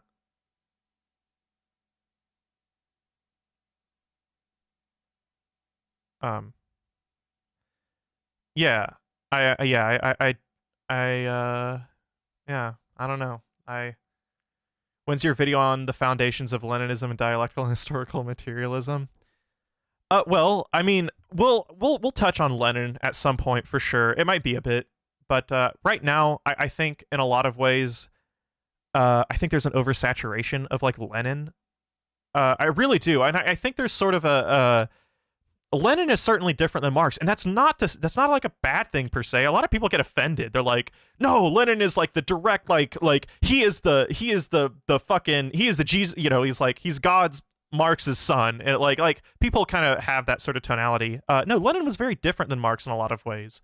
And that's fine. Like that's not, I'm not making a judgment on that, but I'm just rather that is the truth. And a lot of people kind of, I think, sort of don't approach Marxism through an actual sort of more Marxist perspective. They tend to approach Marxism a little bit more of a Leninist perspective. So we will absolutely cover Lenin for sure. I want to cover probably a little bit more Marx first, though. Engels is great too. I like Engels a lot.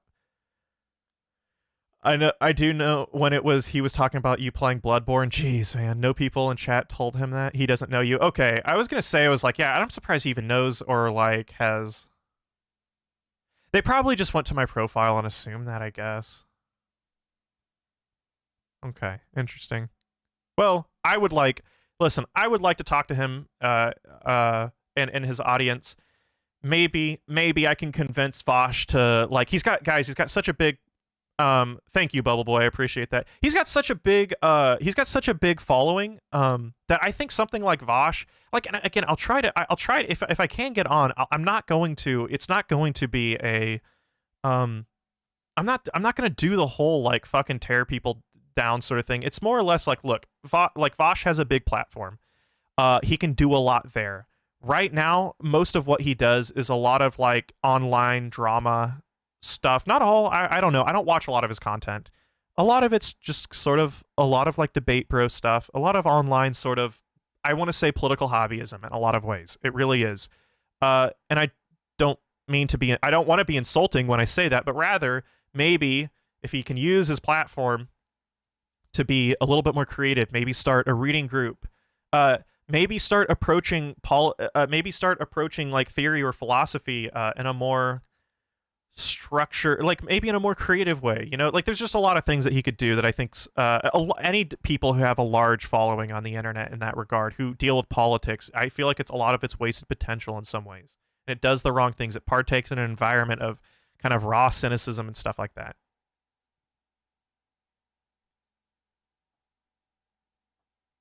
You are a lib and a tanky, Epoch. Yeah, that's right.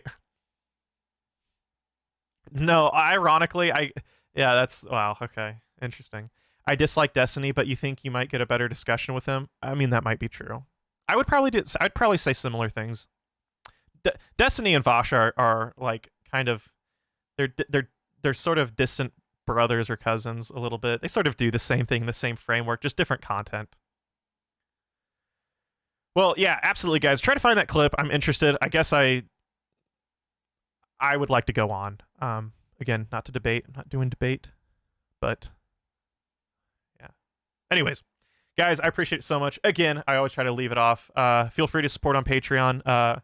If you guys, hey, I always kind of use the sales pitch. This is some capitalist realist shit. I always use the sales pitch like, hey, if this is worth a couple bucks a month for you, and you can afford it, of course, consider doing it. Keeps all of this alive. But I appreciate all you guys nonetheless. Seriously, thank you guys so much. It's probably my favorite thing to do is do these streams. I love making videos, but something I really love being live with you guys. So I will see you guys later. We'll try to set up a thing with Eric and Victor. Let's do that. Hopefully, I'll email Vosh, I think. Yeah. Hopefully I can get on there too. That'd be kind of cool. But yeah. So